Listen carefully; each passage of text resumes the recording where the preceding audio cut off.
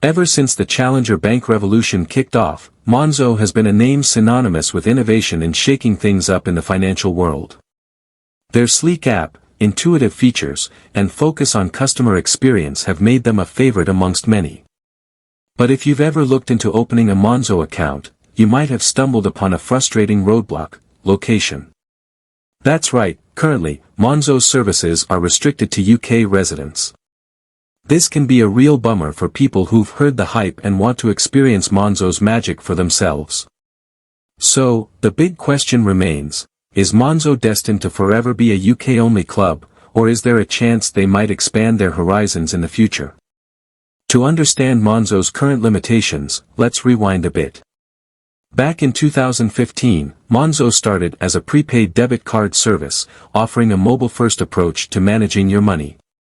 They quickly gained a loyal following thanks to their user-friendly app, fee-free international spending, and a focus on transparency. Fast forward a couple of years, and Monzo secured a full UK banking license, allowing them to offer current accounts and other traditional banking services. This was a pivotal moment for Monzo. It cemented their position as a serious player in the financial landscape, but it also came with regulatory obligations specific to the UK market. To operate as a bank, Monzo needs to comply with a whole set of rules and regulations set by the UK Financial Conduct Authority, FCA. This includes things like customer identification, fraud prevention, and capital adequacy requirements, all of which are tailored to the UK financial system. Here's where things get tricky. Launching a bank in a new country isn't like flipping a switch. Every nation has its own set of financial regulations, and navigating those can be a complex and time-consuming process. Monzo would need to obtain a banking license or similar authorization in each country they want to operate in.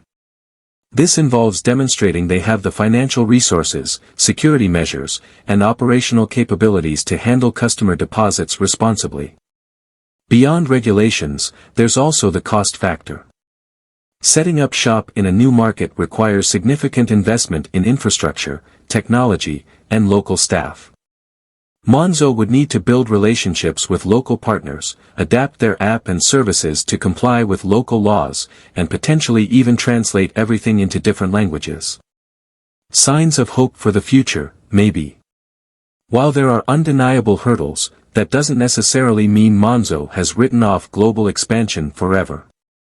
In fact, there have been some hints that suggest they might be considering venturing out of the UK at some point.